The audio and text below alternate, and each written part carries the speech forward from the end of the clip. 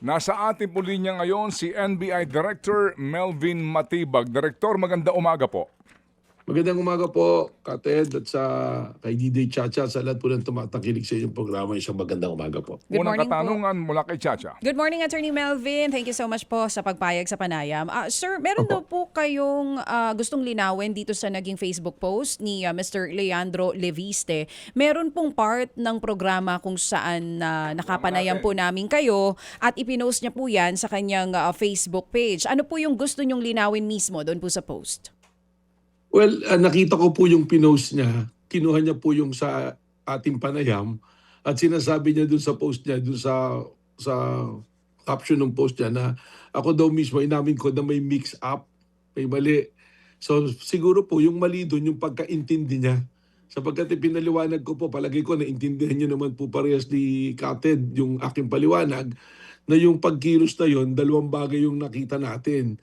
Yung una, yung po yung sa human trafficking side nitong tinatawag na talent manager, si alias Ken. At yung pangalawa, nung nahuli na sila, lumabas yung plano na sinasabi nga po, pinangalanan si Congressman Jing Paras at siya na sinasabing siya ang nagpopondo sang-ayon kay Congressman Jing Paras. Ngayon, ang sinasabi ko po kasing mix-up doon, meron po kasing mga nag-report na ang pagkakaintindi, yung mga babaeng nahuli na yon ay dapat ipapain kay Executive Secretary Ralph Recto. Ang sinasabi po namin, nahuli sila doon sa human trafficking angle at hindi naman din po hinuli yung mga babae, kundi ni-rescue. Ang nahuli po yung pong talent manager. At habang iniimbestigahan, lumabas na may plano pala na itong talent manager na to, kausap ni Congressman Jing Paras para po gumawa ng iba't ibang istorya na character assassination. Kung maalala po ninyo, binanggit ko pa yung term na compromat. Gagawa sila ng fake affidavit, mga fake na video na wala naman pong katotohanan para lamang po sirain yung isang tao. Ano po ba yung gustong palabasin ni Mr. Leandro Leviste doon po sa kanyang post? Well, gusto niya pong palabasin na wala siyang kinalaman. Pero ako po, simple lang naman yung tanong. Dalawa lang po yung gusto kong itanong sa kanila kung ako yung magtatanong. Una po, tanong ko kay Congressman Ching Paras. Categorically ba sinasabi mo na hindi kayo nag-usap nitong taong nahuli? Itong talent manager, si alias Ken, wala ba kayo talagang naging pag-uusap? So kung wala, ibig sabihin, hindi na ako pupunta rin sa pangalawang tanong kay Congressman Libiste na, Congressman Libiste, categorically ba itinatanggi mo na kinausap mo si Jing Paras para gawin to? Ang dami ko na pong nakitang post at salita nila, hindi ko po nakita yung categorical denial sa nangyari po na yan, doon sa dalawang katanungan na yan. At yan po yung gusto namin itanong sa kanila. Oo, kaya lang mukhang hindi nyo nga po yun naitanong sa kanya dahil hindi po siya umapir doon po sa subpoena na ibinigay po ng inyong opisina. Tama po ba ito, Director? Hindi po umapil kasi po nagbiyahe umalis po. I want to Wala na- confirm that kasi may mga lumalabas na balita na may nakakita daw po sa kanya sa airport at bumiyahe papunta ng Hong Kong. How true is this? Kailan po siya lumabas ng bansa? Teka lang po, bubuksan ko kung ano yung doon sa ano po, no? Kasi positive po yan, umalis po. Actually, pares po sila ni Senator Ligarda na So, umalis. confirm po yun, kasama po yung kanyang nanay, si Senadora. Magkaiwalay Oo, po, si okay. Leandro de Pisti po, umalis po nung August 2, papuntang Hong Kong. Yung po yung kanyang biyahe. Si Senator naman po, umalis nung August 2 rin, magkaiba po na flight via Hong Kong, pero ang final destination is France. So yun po yung details na nandiyan dyan, ano po. Kailan niyo po inilabas yung subpoena for Leviste, sir? Lunes po, maaga pa po, Lunes pa po. Nauna po ito sa kanyang flight, tama po? Tama po, I'll just check the date po DJ Chacha Sige para sigurado po tayo. Oo, No, na Monday, hindi sir, tayo- is August 3, so mukhang nauna po yung paglabas niya Nauna ng po, bansa. yung ano niya. Pero it was already been made public nung Yeah. Friday. Signed na po yung subpoena na ipapadala. Pero he was able to engage a lawyer.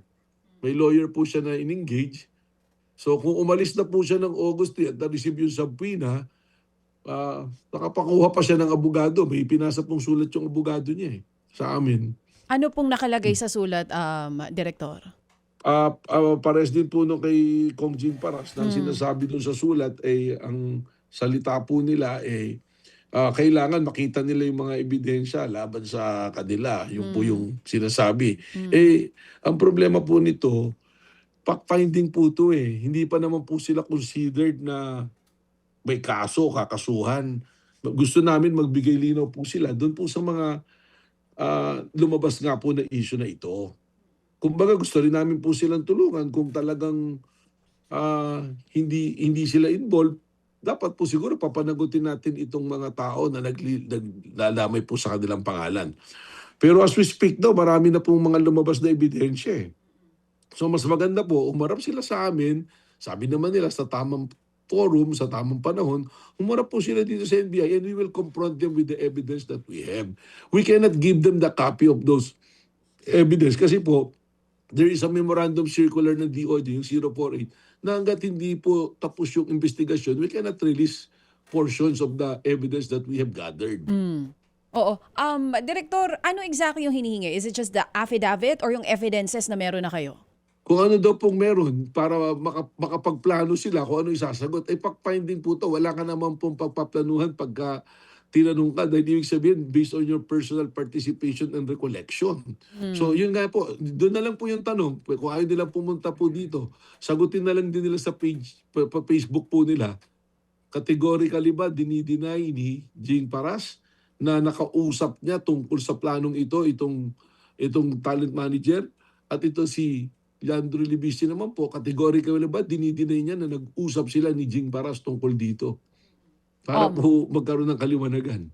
Direktor, para lang din po malinaw sa publiko, ano po yung pinagbabasihan ninyo na batas natin na meron na or the provision under NBI na hindi talaga po pwedeng ilabas yung mga ebidensya na meron kayo kung nanghihingi man po nito yung mga inaakusahan? Meron po nga yung Memorandum Circular number 48 po ng DOJ po. Nandoon po yan eh. Tapos decided case na po yan ng mga Supreme Court in Francisco versus Public Estate Authority. Yung po yung sinasabi dyan. Kasi tingnan nyo po, kung i-release namin sila, maaaring makapagtahi ng mga sagot eh. Hindi na po magiging spontaneous yung testimonya. Nung isang beses nga po, parang nung isang gabi, may nakita kong interview ng abogado nila, may sinasabi sila na iba daw, ang nag-approach daw, ito daw tong talent manager ang nag-approach kay Jing Paras para gawin tong plano na to. At humihingi daw ng 6 million. Tapos nakita na raw po nila yung mga affidavit na in-execute ng mga babae na nangyari pa raw 2022 hanggang 2025. So, medyo ginagawa na po ng anggulo. Gusto po namin, pumunta sila rito, we will confront them with the witnesses. Katunayan po, mas malalim na yung nalaman namin dito.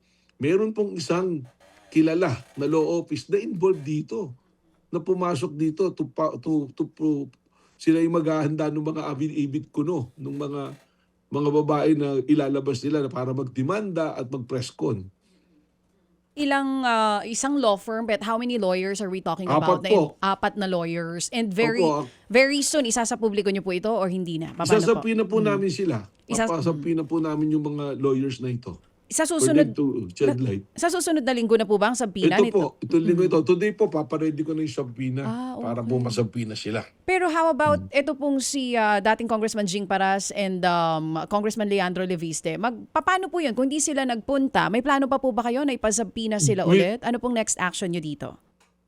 Other chance kasi wala naman pong pasok din kahapon, bagyo. Ipapatawag pa rin po ulit namin, parang sa August 11 po yata yung naging resetting noon. Pero kung hindi naman po sila pumunta, then they lose the opportunity to explain at sagutin yung mga ebidensya sanang i-confront namin sa kanila. Then eventually, kung ano po yung saan kami dadalhin ng ebidensya, kung kinakailangan mo yung mga kasuhan, gagawin po namin yun. And sa ngayon po, ang hawak lang ng NBI ay ang talent manager. Yun po mga babae ay napakawala na. Tama po ito? Nasa custody po ng DSWD po. Pag human trafficking po kasi ang kaso, ang mga victim po dito, they are treated victims, yung pong mga nare-rescue na tinatawag. And ang batas po natin, ang direction po is to turn over them to the social workers po. Oo. Ano pong plano natin dito sa talent manager? Is he going to be a witness, director, or paano po ba? May kaso na po siya ngayon dun sa, yun nga sa human trafficking kung saan talaga siya na-apprehend. Then ngayon, he will be a witness dito po sa investigation na to. Ngayon sa ngayon po, Pero kung lalabas nga, sabi ko nga, kung lulutang po dito si Kong Jing Paras at si Kong Leandro Libiste at mapatunayan nagsisinungaling to, panibagong kaso po ang ihaharap natin sa kanila at sila po yung magiging complainant. Mas maganda po sana mag-cooperate sila kasi nagtataka naman po ako, nakubuha ng abogado, pasipag magsalita sa social media, pero hindi naman po sinasagot ng diretso yung mga dapat na mabigyan linaw po. Hindi po pwede kasi sa investigasyon yun, general denial lang, dinideny mo lang na wala.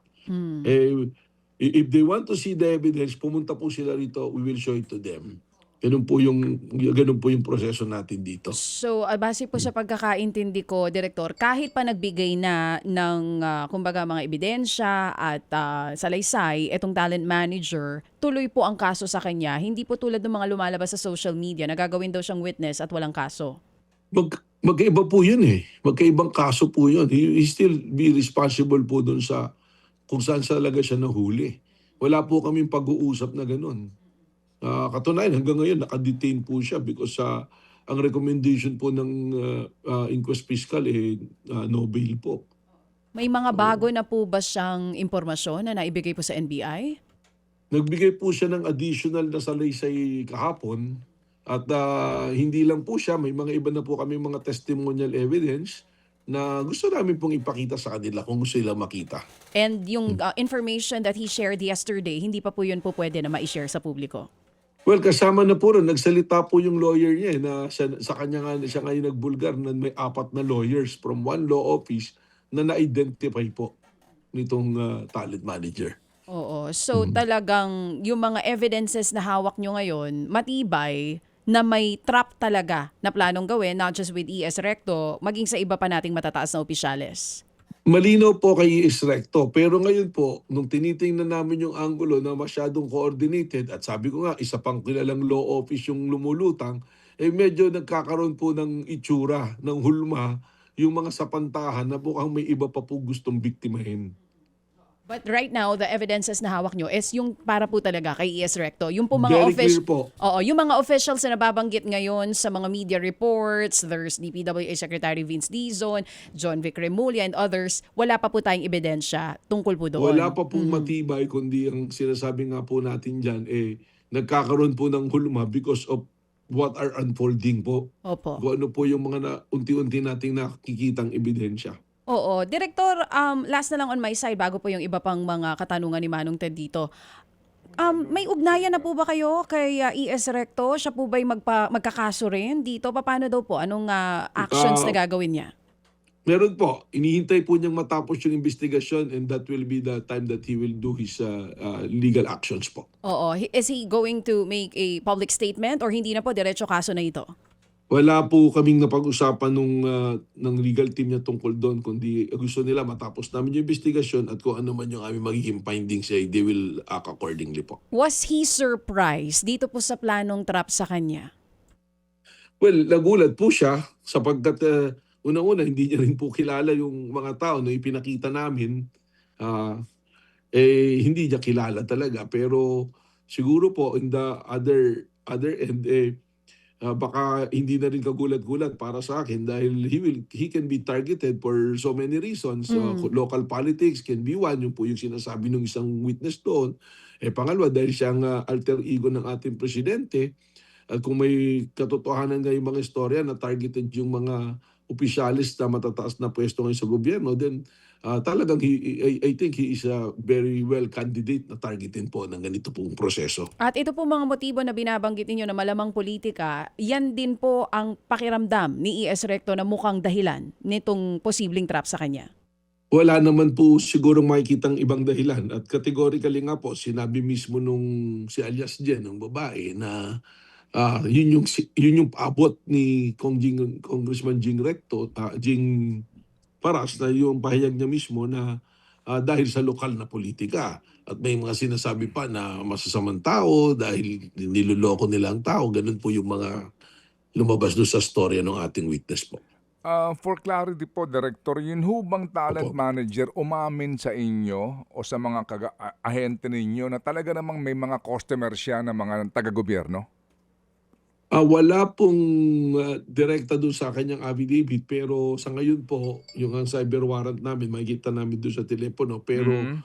sinabi naman po niya, meron po siyang sinasabi, pero sabi niya, PR lang, yung parang Mhm. date lang. Ganun. Sabi nga niya, Aha. ngayon lang nga ako may involve dito sa ganito, sa Aha. ganyan na Ah. sistema. Escort. Pero there's a strong indication po, Kate, I know what you're saying, but there's a strong indications na meron pong mga involved po na malalaking tao. Escort service. Ganun na nga po, Sir Ted. O sige, iiwan ko po muna yung topic na yan habang ito po ay nagpapatuloy ang investigasyon. Alam niyo na po ito, Director, ito pong umano apat doon sa mga nagpapakilalang bodyguard raw ni Saldico ang nagbago na po ng statement? Yes, na balitaan ko na po, and even before lumabas yan, there are already feelers coming in na gusto pong makipag-usap sa amin ng una, dalawa, tapos apat. And they say na later on, dadami pa po. Pero we are validating. Pero tapos Oo. lumabas na nga po sa news, nilabas na nila na ganon. At Oo. ako naman po, consistent to what we have investigated nung pumunta po sila rito, Kated, kung naalala niyo, pinatawag po namin sila. Mhm. That is consistent to our findings and recommendation po. Kaya hindi na rin po ako nagulat na mangyayari po yan. Findings and recommendation po na ano, sir, para lang mas maliwanag. Hindi po namin binigyan ng malinaw na credibility yung kanilang statement doon because unang-una yung hesitations, tapos pangalawa hindi naman po nila pinirmahan, yung kalahati pumirma. Mhm. At kung maalala nyo po, Kated, sinabi ko na nga, November pa lang, kasama na nila hanggang bago lumabas noong February. Mhm. And ang aming pong findings doon is it looks like na kinu-coach nga po nito ni Attorney Balico dito mga 18 Marines po na ito. Okay, so kung hindi nyo po tinanggap, no, hindi nyo binigyan po ng bigat itong mga binabanggit nyong salaysay nitong nagpapakilalang mga bodyguard raw o delivery boys ni Saldico, bakit yung iba dito ay tinangkilik ng ombudsman? Well, I cannot speak for Ombudsman, Kated, ano po, no, they are an independent body. Baka meron po silang nasisipat base sa kanilang lente na maaari po nilang magamit.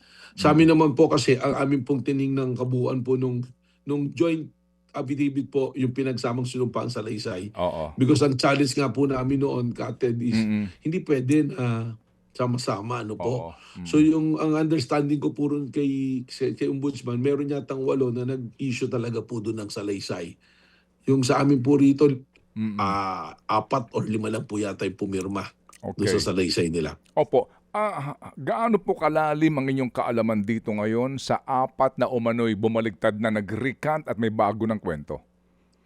From the information po na binigay sa akin, meron lang pong isa na identified yung pangalan, but yun lang po, I will keep it on hold until lumabas po na pusa po or manggaling na rin po sa kanila. No po. Opo, sige.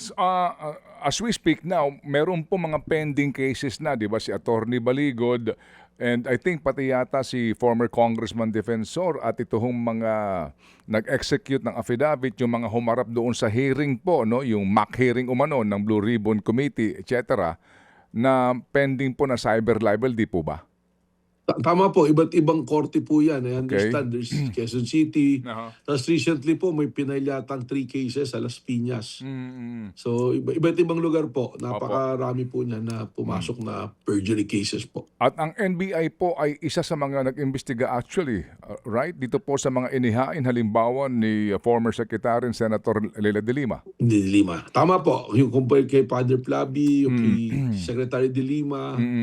Tapos pinorward lang naman po namin sa DOJ. DOJ po yung amin pong naging findings sa investigation. Aha. And ang finally po, ang nagpasa rin yan, ang nagdesisyon din po whether to file it based on the standards ng DOJ is ang Department of Justice din. Okay. Anong effect nito ngayon? Ito pong sinasabi na recantation ng 4 doon sa nag-execute daw ng isang affidavit lamang. Dito ho ho ngayon sa mga pending cases ng cyber libel at perjury. Well, not as an NBA director, Kated, ano po, as a lawyer, ano po, as a practicing lawyer, Aha. kahit na, halimbawa, binago nila, nag-recant, but yung pong paggawa mo ng perjury was already been committed eh. Okay. So, it will have an effect. Probably, pwedeng kung umakyat sa korte, it can be a mitigating circumstance para bumaba po yung parusa. At depende rin po rin sa mga nag-aakusa at sa prosecutors kung pwedeng pagbasihan para ma-expound sila as a defendant. Ano po. Pero for me, hindi ko pa po napakinggan buo yung statement nung apat at kung ano po yung nilalaman ng affidavit nila. Sa akin, there should be a categorical denial at sabihin talaga na kaya namin ginawa to, nakalagay dapat doon, inutusan kami ni ganitong tao, itong ganyan. Then, Opo. probably humingi po ng totally nakapatawaran doon sa mga taong pinanggit doon. And mag-hope sila na patawarin po sila. Opo, Attorney Director, meron ba kayong informasyon kung sino naman ang nasa likod nitong pagbaligtad itong apat? Well, as of now, wala pa po kaming information doon sa ganyan. Pero ang aking pong, ang aking pong logical or intelligent guess sa Kated, so to speak, is from the point of investigation, baka napapagod na po itong mga to eh.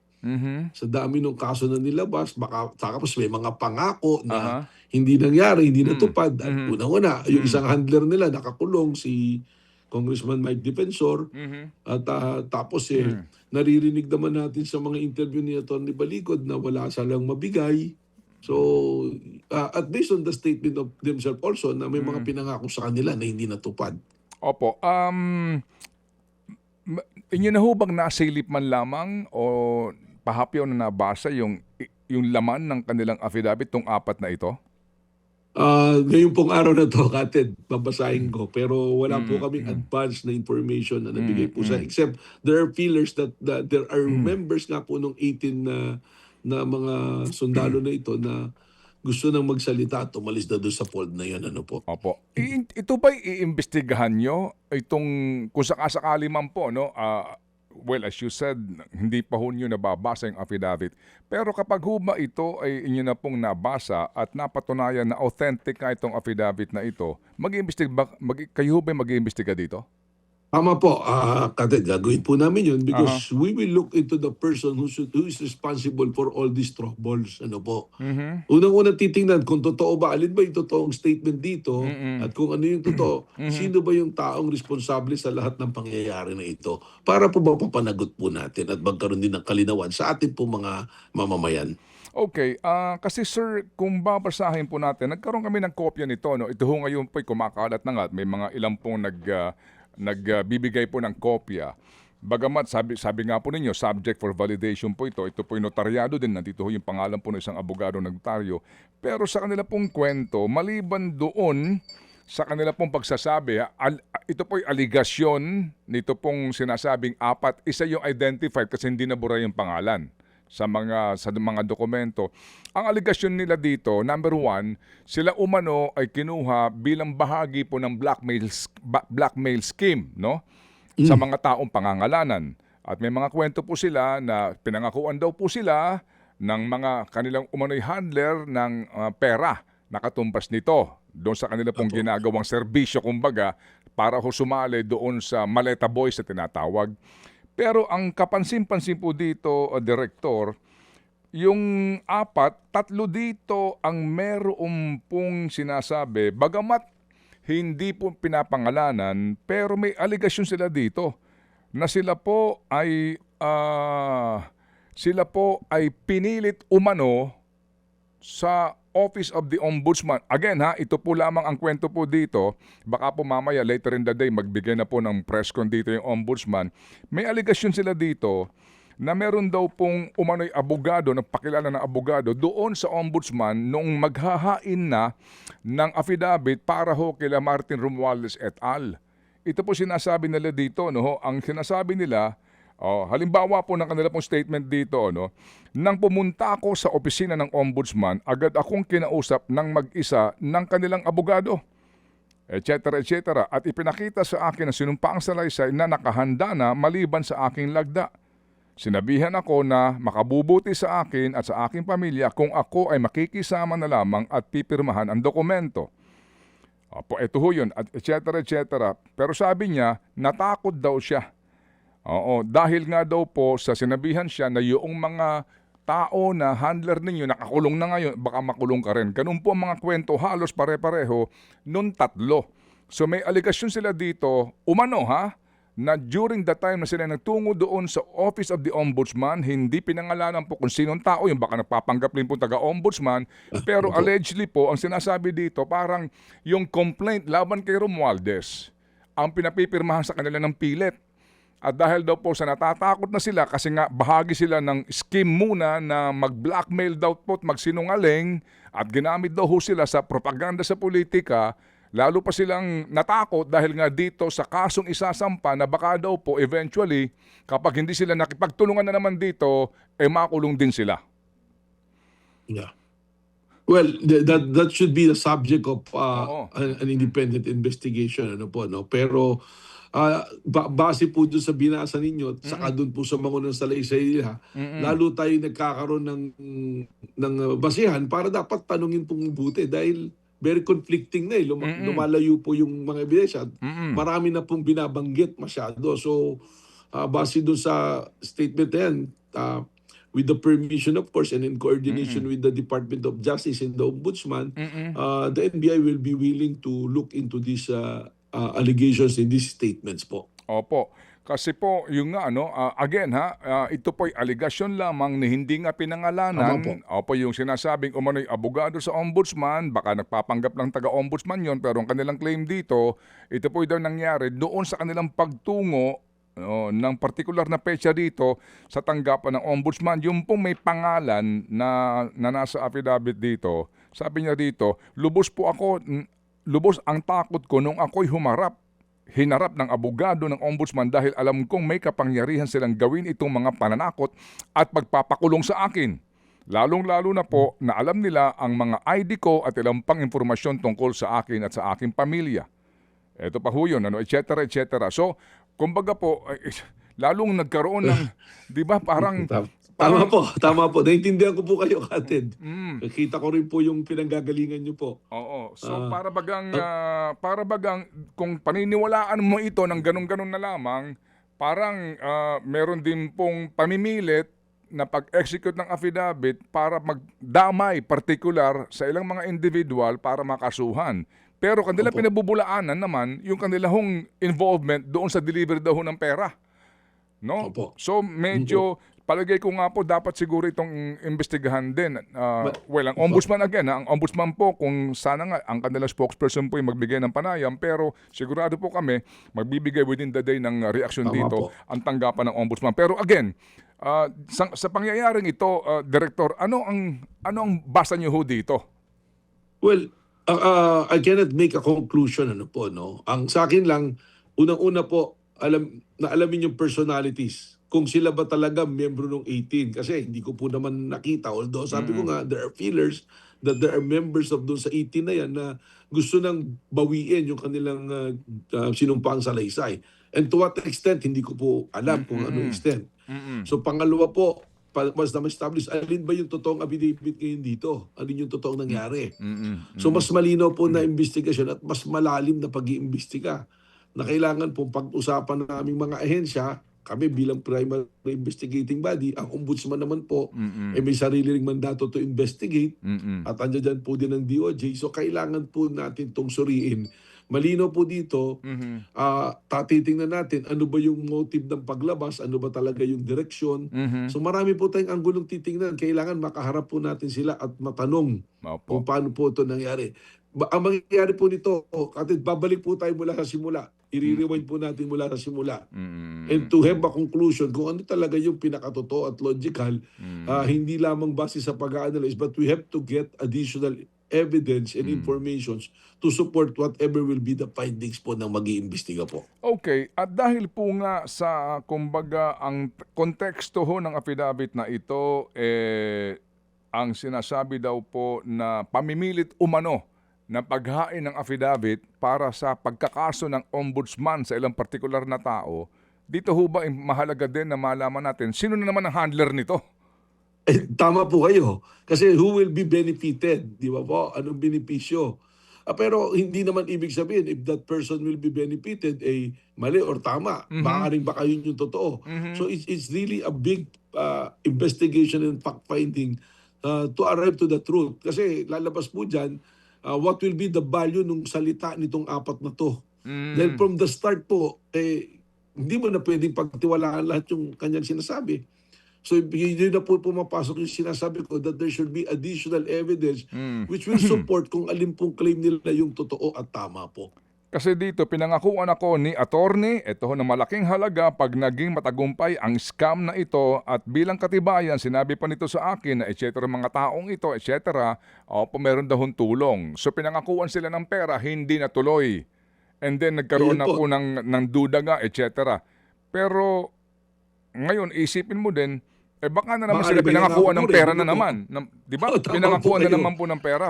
Tama po kayo. Tama po kayo. Pero consistent to our findings nga po, doon sa aming investigasyon nung una, lumalabas na dyan. Pero ngayon, ang haba-haba ng panahon, ang daming interview, ang dami nilang public statement, pumunta pa po ng Senado, nagkagulo-gulo.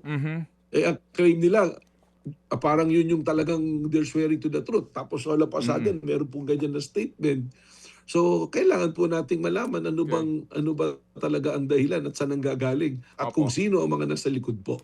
Kung sakasakali po na mapatunayan po ng inyong mga ahente na may basihan no, itong mga bagong aligasyon ng apat na ito ba'y karagdagang kaso kila Attorney Baligod at kila former Congressman Mike Defensor? Po, malinaw po yan kasi sabihin obstruction of justice yan tsaka yung you're encouraging a person to bear false witness ka doon sa isang hindi naman po nangyari at ginawa. Yun po yung ating titingnan dyan. Mas marami pong dapat ipaliwanag. Okay. Iimbitahan niyo ba itong apat na to sa NBI po, formally, sir? We have to identify first kung sino po sila, yung apat na yan. Kasi hindi naman po pwede na manatili na ganun. Ang isa lang question ko nga dyan, bakit kailangan magtakip pa ng mukha? Alam naman natin, nung sa 18 noon, matapang na lumalabas na nandiyan po .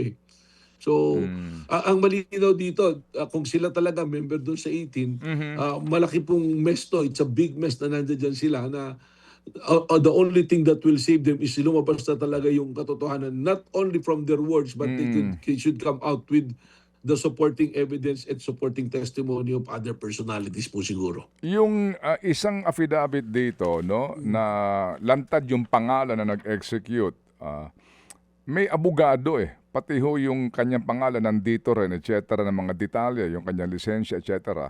Ito ho bang abogadong ito ay kukontakin po ninyo para makausap din? Ayan, Sagot- siguro po. Aha. Kasi kung kilala na, pwede na po nating ipatawag para magbigay linaw. Kasi legally, meron pa po tayong mga question din dito. Kated, tingnan po ninyo. Yung 18 na yan, effectively, they're under the care of their lawyer. And who is their lawyer, technically? Si Attorney Balicod, hindi po ba? Doon po sa, under our practice, doon sa practice po bilang abogado, you cannot come in as a lawyer na itong tao na to unless meron kang tinanggal mo na yung lawyer na yun. But of course, impliedly, tinanggal na siguro si Attorney Balicod because of the statement. If sila nga po yung membro ng 18 na yan. So, yung sinasabi ko lang po rito, ang daming complications, pero mabuti kung sinasabi niyo po, may lumabas na lawyer at may pangalan na, we'll probably subpoena them. But first, before we do that, we have to coordinate with the other agencies like the Department of Justice and the Office of the Ombudsman po. Okay, sige. Yan huy kaninyo, no, misteryo din kasi noong sila'y lumantad na sa ilang pagkakataon, sa ilang mga okasyon, ang kanilang mga muka, and ngayon po, lumantad yung apat, takip na yung muka, no? Sa ilang Opo. sa interview ng media at dito nga po sa ilang news outlet, no? That's a mystery now, Director, no? Tama po kayo. Yun din nga po yung observation ko kasi you cannot cover the truth . Magkaiba naman po to. Ito naman pong request sa amin itong gusto lang po ibalik with your permission itong pagtatakip ng mukha nitong ating talent manager tsaka nung babae. That is the request that we have to give in dahil hindi naman po sila lumalabas po publicly. Pero dito po sa lantad na po yan . Kung sino-sino na po nag-interview. Mas maganda kung lumabas talaga kasi alam nyo, yung with social media ngayon, they can be so cruel. Lalo na kung nagbago ka ng stand, hindi mo nakakampi yung isang team, ay sigurado yan, kakatakot na bashing ang dadanasin po niyan. At kung sino-sino pagbibintangan. O sige po, so Director, I think this developing story at within the Tama day, po. baka po magkaroon po ng clarity na po, no? Dito po sa pinakabagong Yes, balitang Captain. ito sa sinasabing napapakilala na Maleta Boys. Salamat po, Director, sa inyo pong panahon. Maraming salamat din po, Kated. At pag meron pong development, alam niyo naman po, isa kayo sa mga unang ating pong papapakaalaman po. Apo, Salamat. salamat na marami. Developments po. Thank you. Mga kapatid, patuloy po kayong tumutok sa 105.9 True FM para sa totoong balita, impormasyon, music and entertainment. Mag-subscribe sa aming YouTube channel at podcast at sundan nyo kami sa Facebook, Instagram, X at TikTok sa True Network PH. Bisitahin din po ang aming official website, truefm.ph. At panoorin din kami sa True TV Signal, Channel 19. Kami po ang 105.9 True FM. Laging true sa'yo, kapatid.